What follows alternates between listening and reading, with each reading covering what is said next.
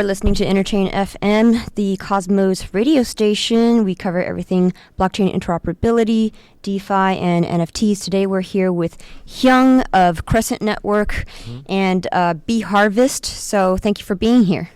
Thank you. Thank you for inviting me to this program. Yeah, very excited to have you.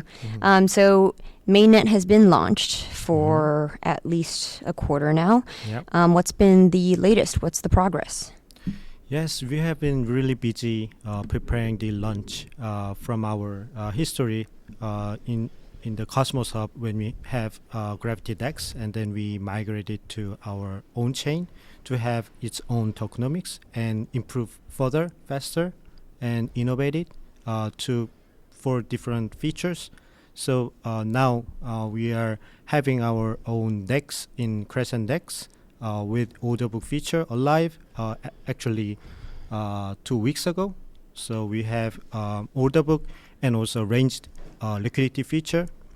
Those are for maximizing the capital efficiency for liquidity providing. So we are pursuing more sustainable way to provide liquidity without spending too much capital locked and too much native token inflated.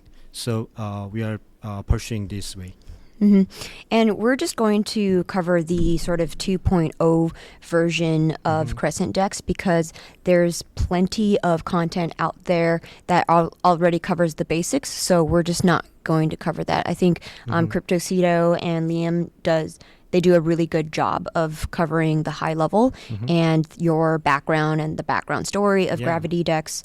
So we're just going to go into the technical deep dive. Okay, so you talk about capital efficiency in your hybrid AMM/orderbook DEX, right? Yes. So it's not a straight up X times Y equals K sort of paradigm. What does that even look like? What does that mean? Is there a curve involved, or where does the orderbook come in? Let me explain this way. So at first, all the traditional finance and centralized exchange used actually orderbook, not AMM. That has a very good reason for orderbook utilization. The orderbook provides a most capital efficient way and most widened freedom for traders to explain their liquidity with their own freedom. But AMM came into Ethereum mostly because of the gas efficiency and all the performance problem in Ethereum. So like orderbook on chain is quite practically impossible for them to provide for users. Orderbook was the one of the most important piece of exchange and trading in centralized exchange and traditional finance with very good reason. Because of maximized capital efficiency, maximized freedom for traders to provide their liquidity, and so on. So we still think that is the most optimized way for exchange and provide liquidity. But still in blockchain ecosystem, especially in Ethereum, the gas price and the performance problem caused impossible for them to provide orderbook in Ethereum. So that was a time where innovation came out from Uniswap, the AMM, providing automated market making without too much transaction onto the exchange, so that they can save a lot of gas problems, and then they can provide liquidity without hassle. So that was the context for AMM. And we moved to different area.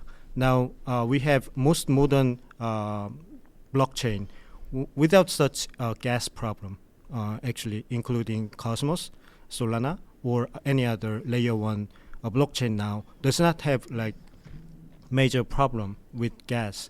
So in that means that there's no critical needs for AMM to be provided in this like 2.0 blockchain because they don't have any problem with performance.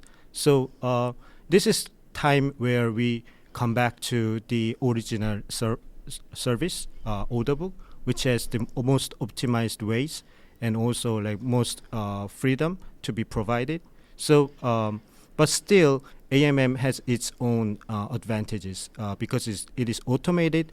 More ordinary people can invest into this liquidity providing activities. So it is democratizing the participation for this DEX environment.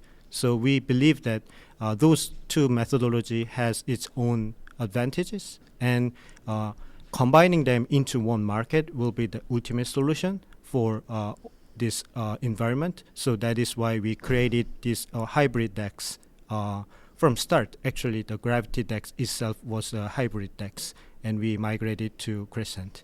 And this is the context for the hybrid DEX. So we believe that most of the on-chain DEX will be order book DEX rather than AMM.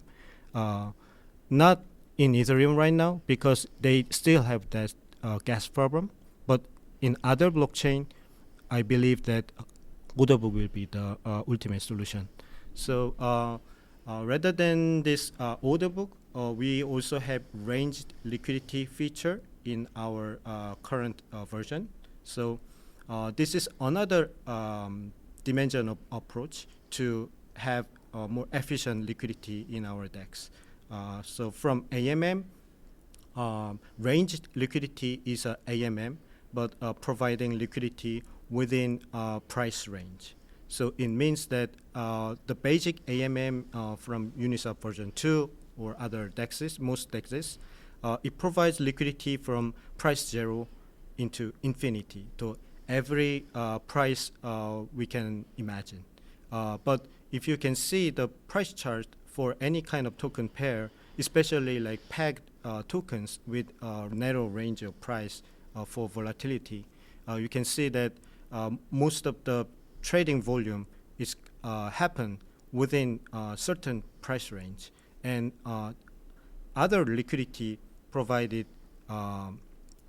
outside this price range, those are wasted, does not used at all, but it is the capital is locked there to wait for the price to come in that range, which is not gonna happen. So in that sense, the capital efficiency is really low in this like basic AMM pools, and it causes a lot of problem, especially when we want to like farm these liquidity pools. Then they deposit a lot of capital, and the APR is calculated by the rewards divided by their capital invested.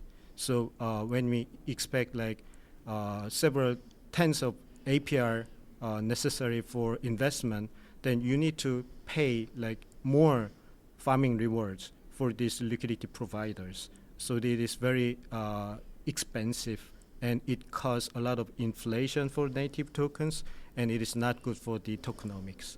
So we are approaching this with this ranged liquidity, so that let me have an example. So if we have an Atom versus USDC pool with basic AMM with maybe 1 million TVL, and when we have a range liquidity from price range to $5 to about $20, then we have this kind of keyword called amplification factor, which means the multiplication of liquidity from same TVL. So if we have like $1 million invested into this ranged liquidity, then the actual liquidity compared to basic AMM will be multiplied about 3 point something or four times. I need to calculate it exactly, but it is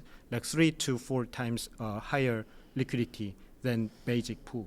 So it means that it will provide liquidity like basic AMM with like 3 million or 4 million US dollar.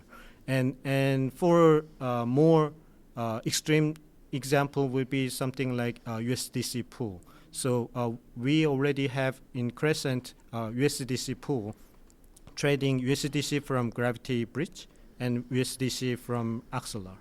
and we have a price range from minus 1% to plus 1%, which is 0.99 to 1.01. So in that case, our leverage is about 200 times. So it means that with $1 million, it works like $200 million liquidity. So 200 million? yes, because it's 200 times. So that means that the slippage will be 1 over 200 lower than basic pools. So that is why Uniswap version 3 is winning the game of this stable coin swapping market.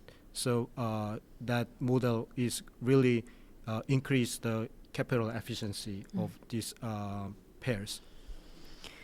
Okay, so from what I understand, this is kind of like the protocol doing fractional reserve banking and utilizing a larger portion of the amount that is custodied on chain to do whatever it wants, to allocate it to various DeFi protocols to earn yield, if I'm understanding it correctly. Yeah. So where does the extra yield go to? Could you repeat the question again? Yeah, when you have a protocol that is systemically more capital efficient than its competitors, how is the user able to capitalize on that? So is it through liquid staking, or is it just by virtue of the nature of how the AMM is designed or the order book is designed? So I think I need to come back to my beginning of our project so that I can explain more about the big picture and top-down approach for what we want to do. It would be helpful to get your insight as a professional market maker in your history before you joined blockchain, just to help contextualize the learnings from TradFi to Web3 DeFi.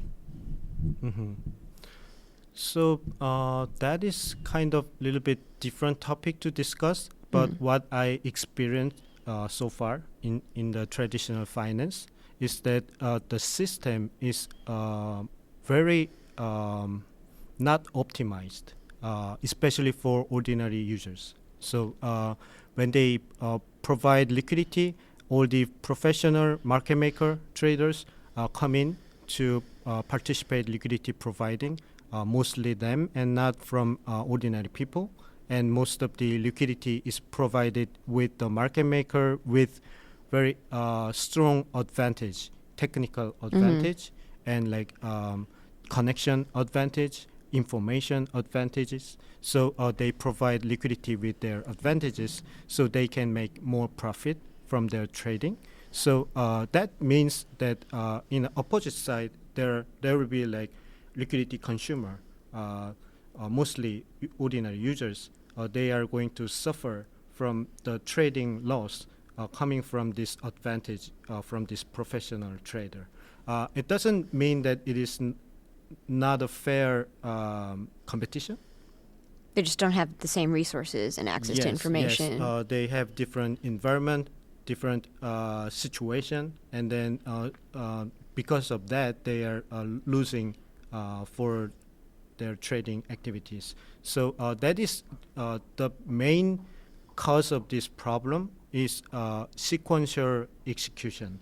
So sequential execution means that if there's orders coming into the exchange, then sequential means one by one it will be executed with the time priority.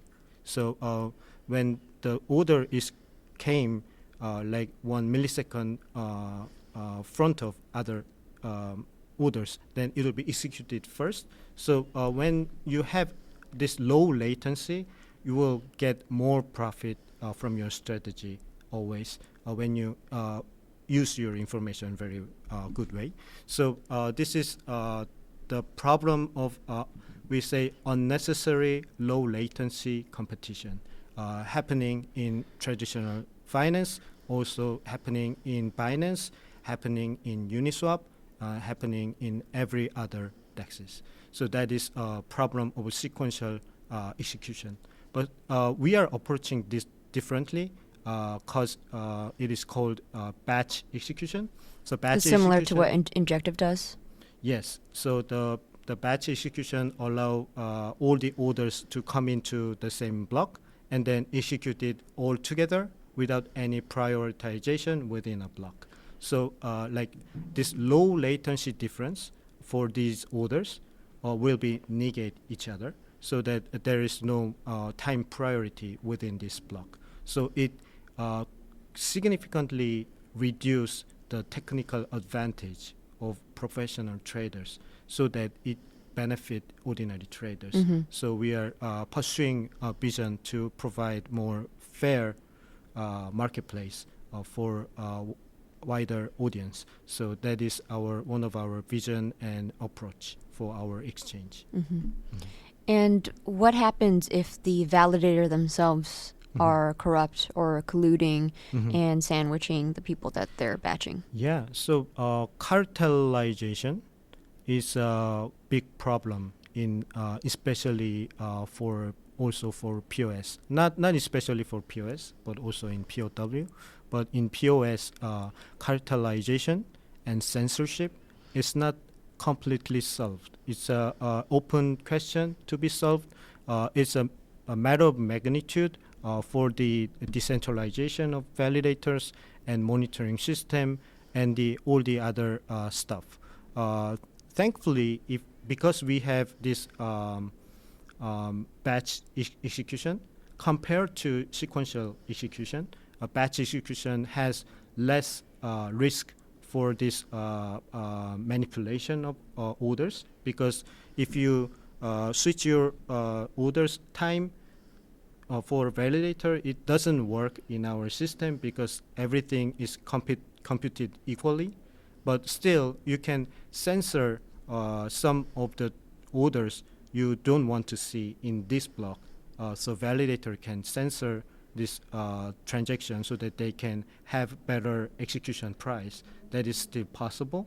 So our approach is to socially monitoring the mempool of each node, so that is there any statistical significant difference between their proposed block and the transaction list in the mempool, so that if we can see like very large amount of time with very strong evidence, statistical evidence, that this validator is manipulating intentionally or unintentionally. The result is that without intention, still the validator is causing the problem of fairness in our exchange. So that will be a topic to be discussed in governance, so that we can have some ultimate solution for that. Extreme situation will be expel this validator from our network. So this is more like a social approach to solve this censorship problem within POS. Sure. And of course, that's always a theoretical problem, but we have been running BFT POS chains for several years now. And empirically, we just don't see that too much. And when it is caught, they're kind of, it's transparent at least. Yeah.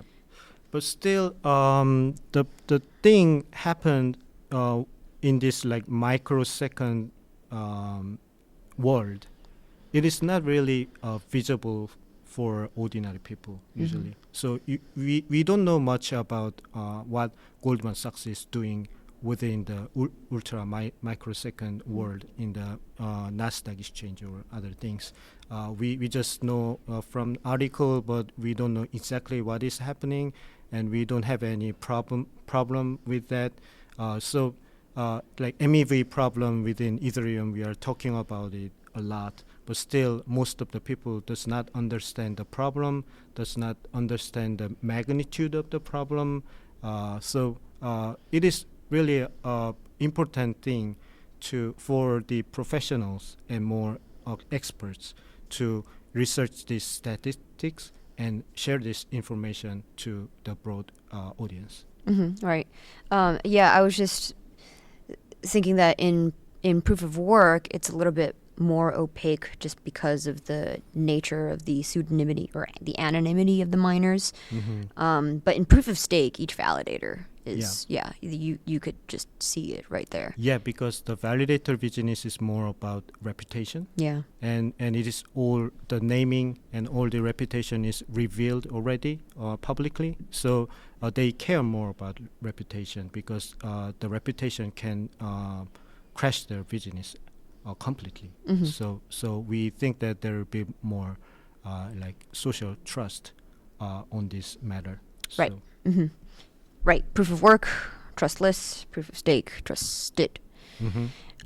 So yeah, going back to the capital efficiency question, you wanted to cover the context behind the original vision. Currently, we have quite a challenge explaining our vision because of like different kinds of history background within our team. So we started work with Crescent DEX, but we migrate to Crescent DEX. But our core vision was not on purely on DEX. Actually, our core vision was to provide connected DeFi for multi-chain world. So that was the core functionality for our chain, and trading is just one piece of this product, DeFi product. So if we see different kinds of like investors within the blockchain, we can see that a lot of investors are now holding position, DeFi position, within multiple blockchain right now. It's a hassle, it's a headache, and it is really difficult. It's a full-time job to manage this position. So it is like practically impossible for ordinary users to approach this.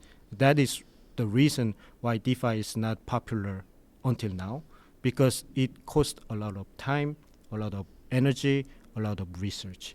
So we believe that there should be an easier but trustless way to invest into different kinds of DeFi within different blockchain without approaching to this multiple blockchain. So we want to have a gateway for DeFi products within our blockchain so that you can reach out to DeFi in Ethereum, DeFi in Solana, DeFi in Binance Chain, and etc. So Cosmos blockchains are expanding over time, but still there are lots of different layer 1 blockchain, and it will be coexisting for a while. And we think that it to cover all the ecosystem is crucial for the users to approach to different opportunities. So that product is called Crescent Boost, and this Boost product is the core functionality, and the Crescent DEX is a supporting element of Boost so that they can have very fluent user flow without touching other trading protocol or other DeFi protocol. Just within Crescent, you can enter and exit DeFi position from different blockchain without using other blockchain. So that is our vision. So one of the difficult thing about explaining our vision is that when you see different DEXs in Cosmos, we see like at least like 20 or more tokens to be traded on the platform. And now in Crescent, we don't have much. We have like 5 to 10 tokens here, but we don't have any intention to increase the number of tokens in this DEX right now. So people are confused. Why don't you import Evmos, Juno, Osmo, or any other famous token in Cosmos? So if you imagine the Boost functionality, which is DeFi product connected into our chain, most DeFi product has underlying assets with its own native token. So when you go to Ethereum, the most popular DeFi products will be composed of Ethereum and USDC or stable coins, and also maybe WBTC. And then if you go to Solana, then Solana token will be the major token. So that is called, we call it main underlying assets. So we are covering main underlying assets prioritized within our Crescent DEX before expanding to different kinds of tokens. So if you see Avmos, Juno, we don't have much DeFi product composed of these tokens. It means that it is not main underlying assets. But Atom has its potential to become main underlying asset for Cosmos DeFi. So we include this liquidity inside our Crescent, and we are going to provide DeFi product with Atom as underlying assets. So that is why we have that. So that is the connected vision of Crescent DEX for Crescent Boost, providing vertical integration, not horizontal. So if you expand DEX with like tons of tokens, that is called horizontal expansion. In our case, we have very short range of underlying assets, main underlying assets covered, and then we integrate it vertically so that we can have different kinds of synthetic tokens to be traded on our DEX. So in the future, we will have more liquidity for synthetic assets than underlying assets. It means that if you go to NASDAQ exchange, you will see a lot of securities are traded as an ETF or ETN. That is a synthetic asset. Inside this ETF, you have like different kinds of stocks and other financial products in it. And users, most ordinary users does not have enough time to research into single stock. So they are approaching differently. They are doing a passive investment. And that is the utility. ETFs are the utility of ordinary people to invest, who doesn't want to invest too much time in researching individual tokens. So that is our approach. So we will have like synthetic assets, like presenting ownership of Uniswap pool investment position, SushiSwap investment position, or like any other DeFi products position with auto compounding feature. So this synthetic assets, if you just come to Crescent and you buy these synthetic assets, that it is indirectly you are already investing into Uniswap pools. So it's that easy without any like Ethereum wallet. You don't need to install MetaMask to do that. So that will be expanding users' comfortability to invest into different blockchain without hassle. And just to quickly compare, so the vision of Boost is one such that it's basically going to be a derivatives mostly platform based on the blue chip underlying fungible tokens, including LP tokens of the big DEXs in other ecosystems. Okay, it's not that you're going to provide any of the same functionality as the DeFi protocols on the connected ecosystems, right? It's that you're just supporting those tokens as a main underlying asset. Those become collateralized. People are able to create derivatives off of them, or is it that Crescent is going to create derivative products of a basket of these assets, and people are able to invest into them and then earn yield? Yeah, everything is possible in the future. So if you imagine like tons of different kinds of synthetic asset created in Crescent, and then creation is not enough, because for the Boost user, you need to buy this, and you need liquidity, you need a exchange, you need a market to trade with. So you need enough liquidity so that if you want to buy this synthetic token, you don't want to pay too much slippage, right? So that's the same problem having within Uniswap or any other like native token DEXs.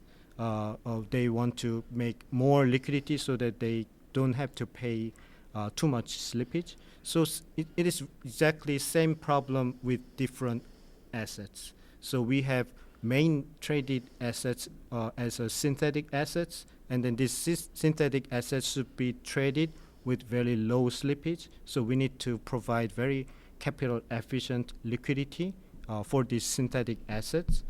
So we need to incentivize this liquidity. So our CRE token will be more used for this liquidity providing for these different kinds of synthetic assets coming from different blockchain.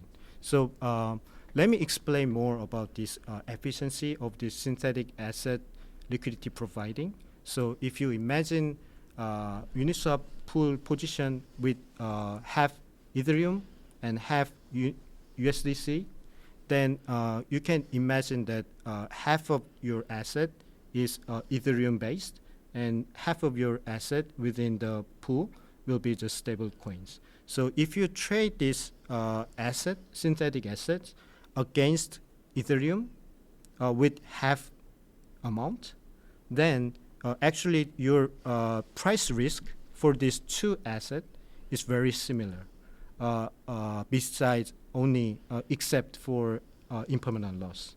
So when the Ethereum price goes like twice, 2 times, then the Ethereum asset will just doubled, and this the pool asset will be increased about the same amount, but less impermanent loss. That will be like when it is doubled, it is like 5.7%. So the price of this asset first reserve asset and this second asset Ethereum will differentiate only 5%. So it means that the price of these two assets will be very stable within this range. So it means that ranged liquidity we launched last week.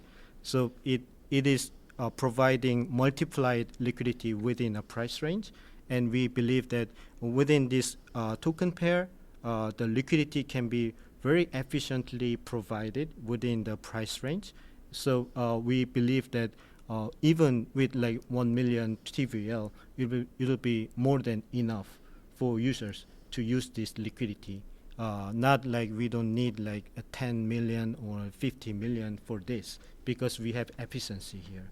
So in that case, we can spend less farming rewards of Crescent token from inflation. So these synthetic assets have like very dynamic delta.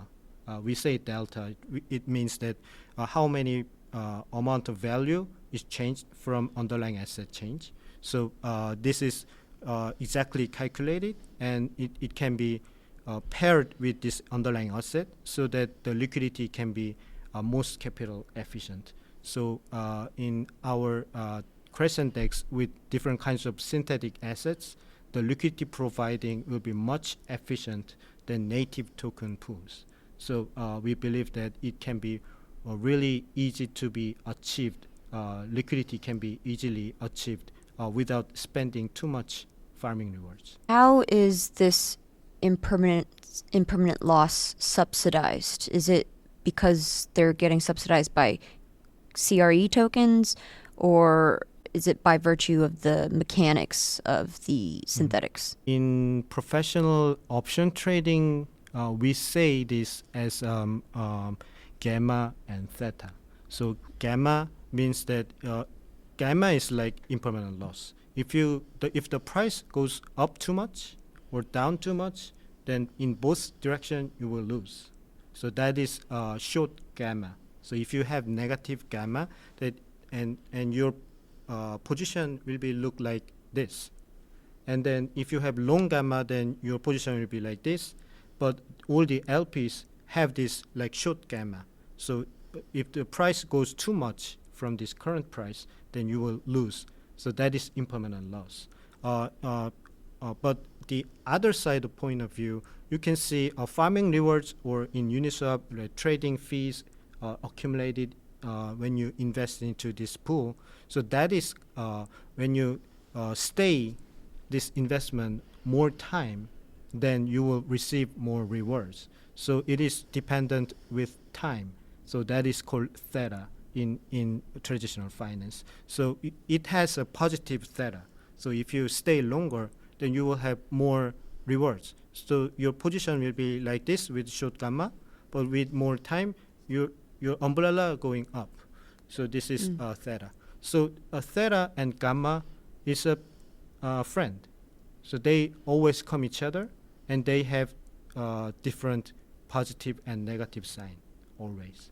So if you have invested into positive theta position, or like LP position, then you will definitely have your negative gamma. So that is unavoidable problem investor can have. So the right question will be how risk return profile is better for this short loss potential and profit potential. So that will be the problem of users to figure out which token will be, which LP will be better for rewards and risk. And I think for Crescent to become a gateway of different DeFis, analyzing, researching, and providing optimized position for users will be our responsibility as a protocol provider, but also as a DeFi expert. We hope to provide more information for users so that they can choose better way, and also we hope to provide more automated way for users so that they can invest and does not need to care every day. So that is one of the direction we want to head in the future. Understood. So the way that I'm categorizing Crescent DEX in my head is it's sort of less comparable to Osmosis or the other more permissionless DEXs, right? This is more opinionated, and you're creating higher level products. So it's kind of like Comdex and Injective. Comdex in that you're providing synthetics, but it's not necessarily commodities. But at what point in the future does the world of regular securities, like what Comdex is addressing, and what Crescent DEX is addressing with like native cryptocurrencies, when does that kind of blend in? So we saw Celsius and BlockFi situation recently. We have more problems with regulated but centralized solutions with DeFi investment and also like token investment schemes. So we believe that in current situation, if we see example of DYDX migrating from Ethereum to Cosmos, I think the main reason will be regulation, because in their operation, even though they are utilizing like layer 2 ZK rollup, still their part of their operation is centralized with orderbook operation, and that caused a regulational challenge with them because they have their centralized operation, so it looks like a service provider of these DEX. But actually, in crypto world, in a fully decentralized world, the protocol project team is a developer, not a service provider. So that is the most important scheme for all the blockchain. Decentralization and transparency solves all this regulatory responsibility. So that is why DYDX want to move on to Cosmos with fully sovereign chain so that they can escape from this regulatory responsibility. So I think that is a very smart way to do that because their volume is getting more and they get more attention from regulatory point of view. So I think more DeFi and financial service with tokens, they will try to provide more transparent and decentralized solution because they want to escape from this like regulatory risk. And that is a great thing for this ecosystem, because this vision is more like a philosophical thing in the past, but now it is more like a practical thing. They need to do that to avoid regulatory risk. So I believe that more solution will be towards decentralized fashion, fully decentralized, so that they can avoid problems. Sort of a tangential question, but some argue that you can't start off centralized and then decentralize over time, while others argue, well, you got to start off centralized and then you could decentralize over time. Which camp do you belong in? Definitely towards decentralization. So we believe You mean that start centralized and then you can decentralize over time? That one? yes, relatively, in a relative sense, yes. So from Crescent, we have a limited number of validators, like 50 right now, and core validators we are like less than 20 right now. This is mostly because of operational cost and also performance reason for the order book, on-chain order book. So we don't have enough confidence to provide this order book functionality with low latency with like 200 validators scattered around the world. So our advice for the validators is to set up their nodes within certain region, currently Tokyo region, because all the centralized exchange, most of the centralized exchange is located in Tokyo region, and it is great for us to have server near Binance or other exchange. Then market makers will be more comfortable hedging their position because of low latency between this centralized exchange and our exchange. So that is the strategical direction we have. We are not enforcing them, but we are advising them to have server in Japan. And then that is like kind of centralized approach, kind of view from our perspective.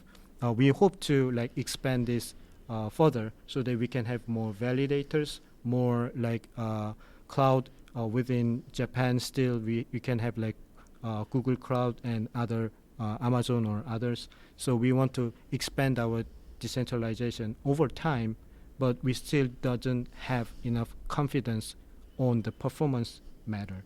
So that is why bHarvest is trying to research and development more on performance of Tendermint Core, because compared to other recent layer 1 blockchain, Tendermint Core hasn't improved for several years right now. So it's kind of a little bit old BFT. So we need to improve it, but there's no like strong force in this ecosystem to improve.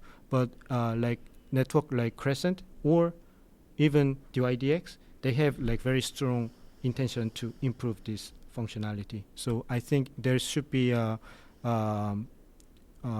integrated power in the ecosystem to research and development together to improve the Tendermint performance so that we can provide better options. So not every app chain needs like very performant blockchain. So it can be like very small section of the app chain category, but still that like blockchain with like demanding like 10,000 transaction will be one of the main blockchain of all the ecosystem. So we believe that without this capability, Cosmos cannot grow further because of this performance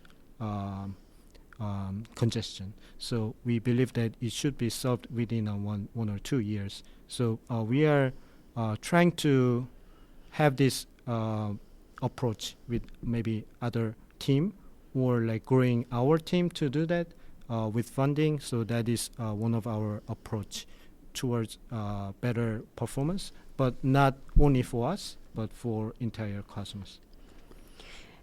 I'm curious to learn from anybody who's actually dug into Tendermint Core and understand who has actually looked at the Merkle tree and how that works. I believe that Tendermint is managed by several people for a long time.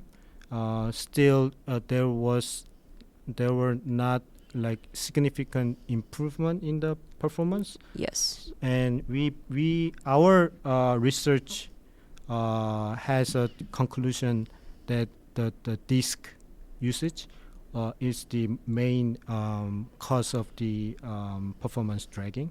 So we are making different kinds of ideas to solve this using more memory and less disk.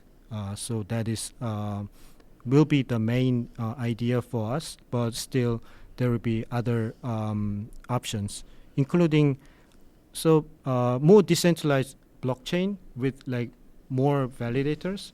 The performance is dependent with the most slowest validator.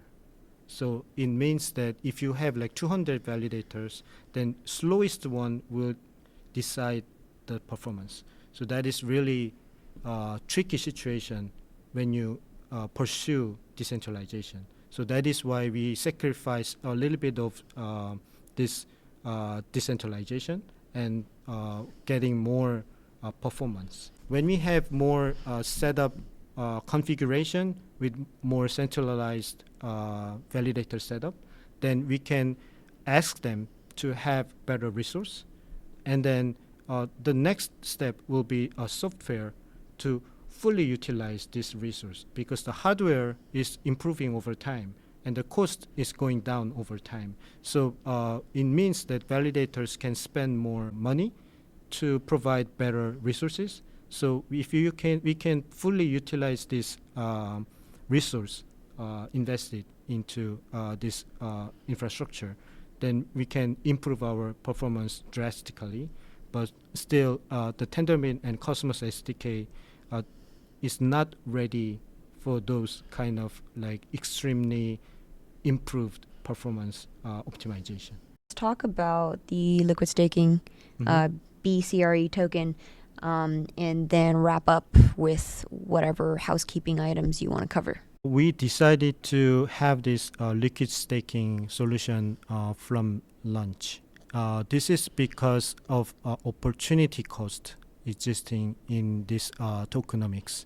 So, for example, if there's an Atom holder, then if he holds this for a while, then definitely they want to stake their atoms. So they will receive staking rewards, which will be like much higher than 10% right now.